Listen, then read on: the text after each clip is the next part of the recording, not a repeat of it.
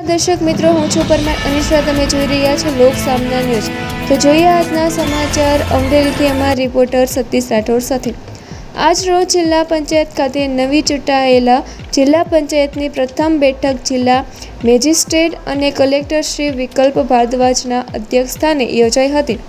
બેઠકના મુખ્ય એજન્ડા મુજબ જિલ્લા પંચાયતના પ્રમુખ પદે દક્ષાબેન ચોડવડિયા અને ઉપપ્રમુખ પદે શ્રી મહાવીરભાઈ ભગતની વરણી કરવામાં આવી હતી.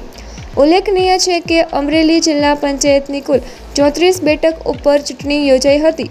જિલ્લા પંચાયત પ્રમુખ અને ઉપપ્રમુખની ટર્મ 2.5 વર્ષની હોય છે. જિલ્લા પંચાયત પ્રમુખ પદે શ્રી દક્ષાબેન ચોડવડિયા અને ઉપપ્રમુખ પદે શ્રી મહાવીરભાઈ ભગત વિજેતા જાહેર કરવામાં આવ્યા હતા. જિલ્લા કલેક્ટર શ્રી વિકલ્પ ભારદ્વાજને નવનિયુક્ત પ્રમુખશ્રી અને ઉપપ્રમુખશ્રીને અભિનંદન સહ શુભેચ્છા પાઠવી હતી.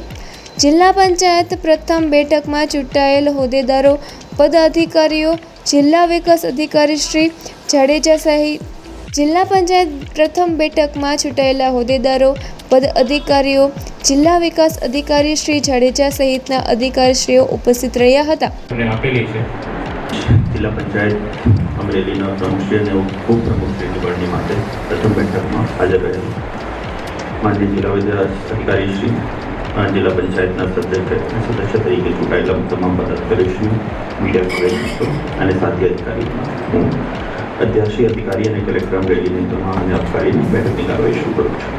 દરખાસ્ત મૂકનાર શ્રી ધર્મેશભાઈ ભીમજીભાઈ કાટિયા, ઉમેદવાર શ્રી દક્ષાબેન ધર્મેશભાઈ ચોડવડિયા ને હું જિલ્લા પંચાયત અમરેલીના પ્રમુખ તરીકે 2.5 વર્ષ માટે અને જિલ્લા પંચાયત અમરેલીના ઉપપ્રમુખશ્રીના પદ માટે કુલ 1 ઉમેદવારી પત્ર ભરાયેલો હતો. જે અંગે દરખાસ્ત મૂકનાર શ્રી જિગ્નેશભાઈ મનસુખભાઈ સાવજના ઉમેદવાર શ્રી મહાવીર બાપુ ભગતને હું જિલ્લા પંચાયત અમરેલીના ઉપપ્રમુખ તરીકે 2.5 વર્ષ માટે બિનહરીફ વિજેતા જાહેર કરું છું. જિલ્લા પંચાયત અમરેલીના નવા ચૂંટાયેલા પ્રમુખશ્રી અને ઉપપ્રમુખશ્રીને સર્વે તરફથી ધન્યવાદ.